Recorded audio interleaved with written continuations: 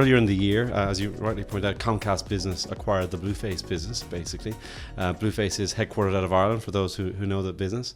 And we basically have our platform which services service providers. So it's really the end-to-end quote-to-cash, enablement, provisioning, the full customer lifecycle of UC, basically, in a box. And we deliver that to service providers, cable cos, mobile operators, and so on. And as part of that whole journey, we came across Comcast, and Comcast Business had, some kind of key priorities, I guess, that they had for their own customer base. One of which was frictionless experience, making the onboarding experience really super fast, and also having a really great product and innovation engine story. So Blueface is a proprietary tech business, coupled with Comcast Business with its amazing reach. It was just a marriage made in heaven, really. And for the viewers at home that don't know who Comcast are, they're a huge business, aren't they? Correct. Comcast are one of the largest companies in the world, and actually Comcast Business is this $8 billion revenue line business last year. It's a very fast growing part of Comcast. Huge customer base right across North America. And basically from our perspective, it's great because we've got this great partner with this great reach and this just great kind of business customer base to take the Blueface solution into. But obviously as a business, it's they've bought lots of brands. Comcast own the likes of Sky, they own Universal Parks, a whole bunch of other brands around the world.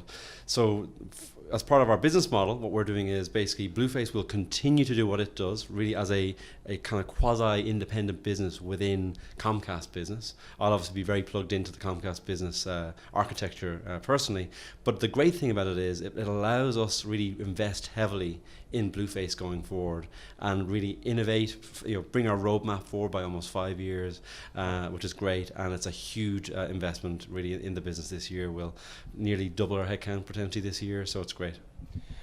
So a real injection of investment, cash to almost go faster in the industry.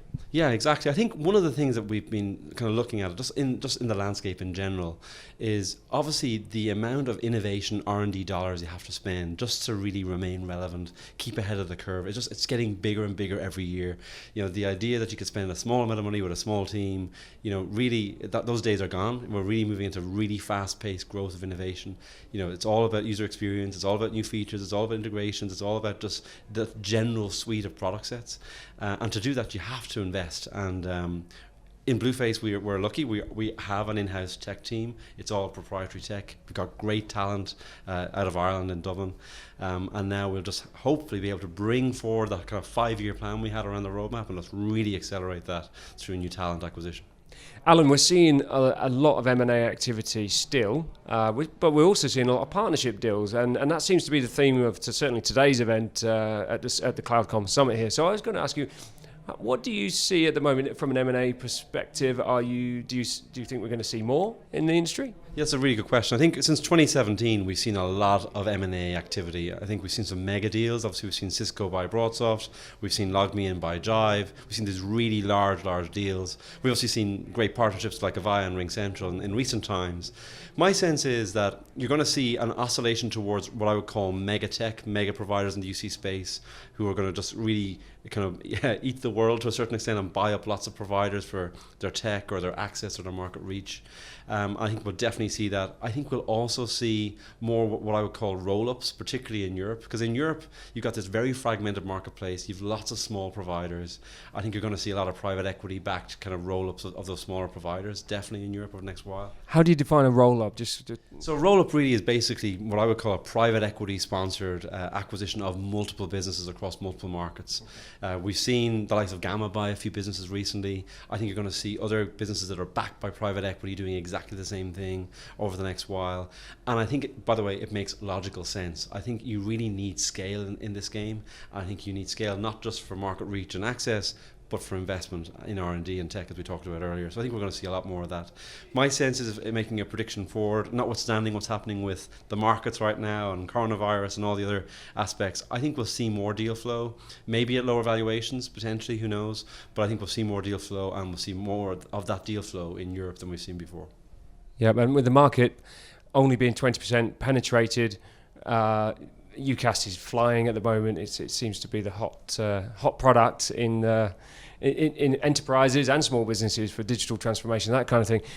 How do you see that playing out? Do you see that traction continuing at the same rate it is?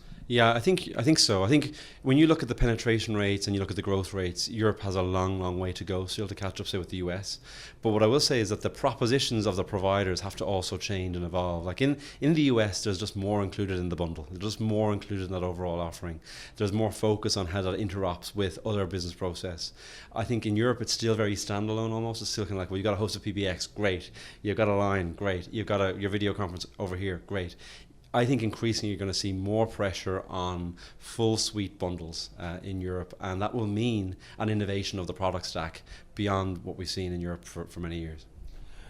And so with Comcast Business behind you, inevitably that stack will come together quite quickly over the next few years. Yeah, well, to your point around partnerships, obviously our whole business model in terms of enabling other service providers is around partnership. It's like it's their brand, it's their reach, it's their, if you like, infrastructure and architecture, and it's basically our product suite with that value chain. So in my world, I'm absolutely trying to bring our innovation, our products, our services, and wrap them as managed services for these providers and make them successful.